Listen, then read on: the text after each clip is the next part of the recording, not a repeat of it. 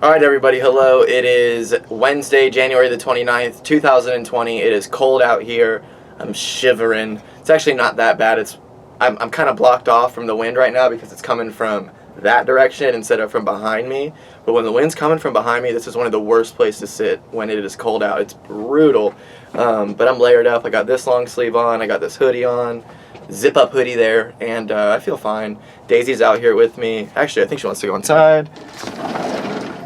Why do you sit at the door and like she's sitting at the door? Look. Look. You don't want to go inside? Okay. Well, you saw it. I tried and she just wasn't interested. But hope you're having a good week. We're halfway there. It's Wednesday. I work all weekend, but I'm fine with that. Like I need to stay busy because I've kind of found I found myself feeling like down and like almost like it's weird how like mentally the way I feel physically affects me. Like I'll feel like weak, like I can't, like it's so weird, it's so strange. So I'd rather stay busy than just sit here and like get a bunch of weird thoughts in my head. But I'm on edge right now. I truly am. And I was also, before I get into why I was on edge, or why I am on edge, it's going to be weird when this isn't a smoke break anymore. It's just couch thoughts. Like, maybe I'll go back to smoke. No, I'm not going to. No, I'm not going to. Nope. Cut. Yeah. It's going to be strange when I'll probably never come back out here again, and you're going to miss the beautiful view during the daytime and the pitch black darkness of nighttime over the lake behind me. Ooh, it's creepy. The Loch Ness Monster's out there. Truly though, this one time, I saw what looked like an iguana in the water with this like styrofoam cup. But then it came closer and I realized it was way too big to be an iguana. It was some sort of reptile thing that I've never seen. It wasn't a gator. I don't know what it was. Haven't seen it since. So there is some sort of weird, mysterious animal that does live in this lake. So watch it like jump out from behind me. But the reason I'm on edge right now is I'm in my room. I just got off work. It was a pretty long day in the sense that got a later start. And then we left that job as soon as I got there, basically, and drove all the way into St. Johns County to do these model homes at their sales center. And Daisy, please don't start with the barking and growling and stuff. Please don't even try me right now. But I got home at probably like 6 or something. No, got home at like 5:30. It's starting to get dark. Daisy, as soon as I got home, the first thing she wants to do is come out here. Because there's so much activity, I guess, going on out here during the day that she can hear through the sliding glass door that she wants to inspect. So I let her come out here and inspect. And then she came in and I was laying on my bed. I was actually sitting on my bed and she was like, I was playing with her, so I'm like sitting Indian style, like playing with my hands. And then all of a sudden, a bat flies into my room. So I thought I got rid of the bats. Look at this. You see that up there? See that yellow stuff? That's where they were coming in and living. They're living up in the roof. For all you OLs, my old listeners, you will know. I've talked about it before. But there was an influx of bats that took over my back porch. And I'm talking like at least 100. I'm not even kidding. So I got this spray stuff that like keeps them away. It has like mint in it. I guess I don't like mint. I tried to be all, don't kill the bats, man. And I got them away. And then they came back. We put a bat box out there for them. Like, what more are we supposed to do? They still found a way in there. I had that thing closed up completely. I don't know how they got in there. I don't know how they're getting out. I don't understand it at all. But they're back. And one flew into my room. So I'm playing with Daisy. And then I just see this thing fly, like, right by me. And I'm like, what the hell? And it's flying around my room. I grab Daisy. I get her out of my room. And I'm like, what now? So I open my glass door even more, and this dumb blind-ass bat's just not getting it, and it's flying all over, and I'm scared. I don't know if this thing has diseases. Is it going to bite me? I'm not too sure. I was wearing this, so I felt like it's not going to bite through all this. And I, like, put my hands like this. I grabbed a towel, and I was, like, swatting at it and trying to drive it towards the door to get the fuck out of my room. This goes on for no lie 8 to 10 minutes, that's a long time, okay? 8 to 10 minutes of a bat flying around in your room feels like 8 to 10 hours. It was so scary. And finally, I got it with my towel. It got on the ground, and then it like crawled over to a pair of my pants that were on the ground right by my like laundry basket, and it just laid there, and I'm like, what now?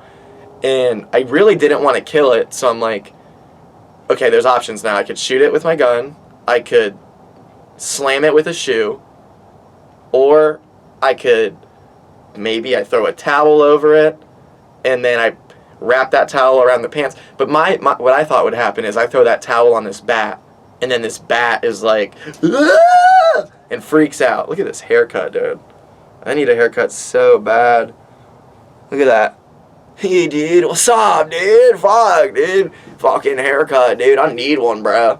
Maybe I'll just be that character for the rest of this. But, so, I realized that if I'm not going to kill this thing, there's only one way to do it, and that way to do it is to throw the towel on top of him. So or maybe it's a her. I don't know. Maybe it hasn't even decided what it is, or maybe bats don't even think about that. But I throw the towel on top of it, grab the pants, part it like to where there was still pants exposed on each side, so I could wrap the pants over, grab it. I'm freaking out. I'm like, ugh! I was so effeminate. I was like, oh, God. And I threw it out the door. Yeah. And it just flew away.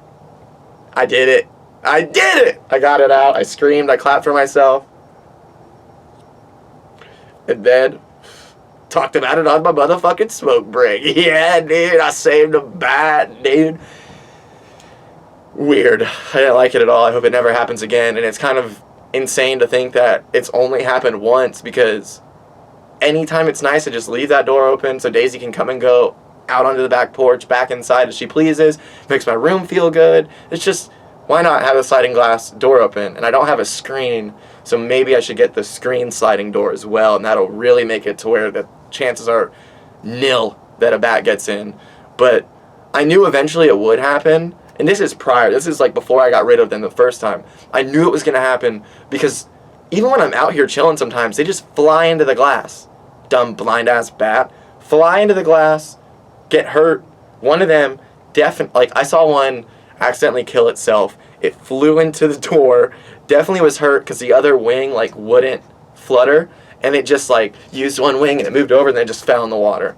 And I was like, what do I do? I was right out here. Another time, Daisy is, facing the water. The bat flies right over her, slams into the glass, lands on the ground. Daisy has no idea. No idea. And I'm like, aren't you supposed to, this is your thing. You're supposed to be, on top of this, Daisy. She wasn't at all. And thankfully, because I didn't want her to, eat it and get some weird disease. You never know with these little things. I feel like bats are a disease.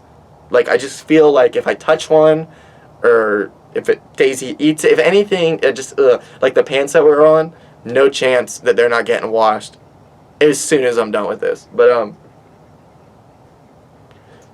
I finished the movie The Master. If you watched episodes before, I was talking about it.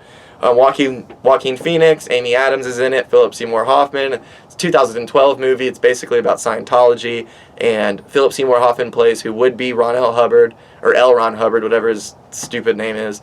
And then Joaquin Phoenix plays this dude who's a lost alcoholic just floating through life, and he sees a party going on a boat. He sneaks on, gets wasted, passes out. Now he's at sea with them, falls into the church. Philip Seymour Hoffman takes a liking to him and sees him as the ultimate experiment to prove that what he believes, the teachings that he's putting out into the world, he believes that Joaquin Phoenix will be the perfect person to cure. So I finished that movie. I couldn't suggest it anymore. Please go watch that movie if you haven't seen it. It is so good. You've got to check it out. The Master, it's on Netflix. But moving on now. Going to get into some couch thoughts, and we're going to get out of here. I'm not going to expound upon anything. I think I'm just going to say what I got to say, and we're going to get out of here. If you have a truck or an SUV, and I live in a neighborhood where speed bumps are a real issue. Every single person that comes over is like, there's so many speed bumps. And they say it to me as if, like, I propose to the community that we put a bunch of speed bumps. Like, they were there before I ever lived here, and they'll be here well after. They're going nowhere. If anything, there's only going to be more of them. And you get stuck behind some people, usually old. Common theme. They're driving so slow, and it's like, why do you have a truck jacked up if you're treating little tiny speed bumps like you can't, it's the end of the world, we can't go over them? It just pisses me off so much, and I feel like I've talked about this before now that I'm saying it, or I'm having deja vu. I'm not too sure, but next couch thought.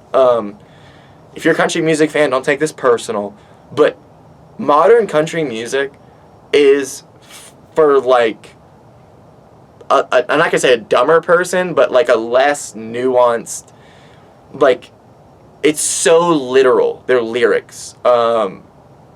There's only one way, basically, to interpret what they're saying.